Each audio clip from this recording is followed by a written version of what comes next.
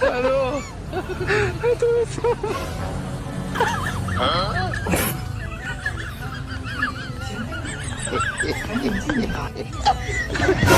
Halo.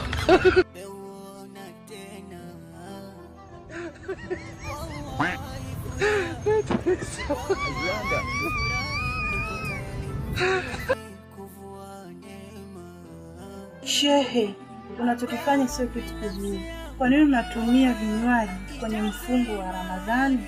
Tena mchana hivi hata uogopi. Unatumia hadharani. Sisi kama waumini, sisi kama wewe ndio kiongozi wetu, tutachukua kitu gani cha mfano ili tujifunze sisi? Kwa sababu kama unafanya vitu vya ajabu, tena unakunywa mipombe hiyo ndani ya mfungo wa Ramadhani. Kweli shehe, sijapenda. Kama shehe sijapenda unachokifanya. Na kwa hiki nilichokiona, lazima nikakutangaze msikitini. Haufai kuwa shehe wetu, haufai kutuongoza kwa sababu hauna maadili yale ambayo unastahili kutuongoza sisi.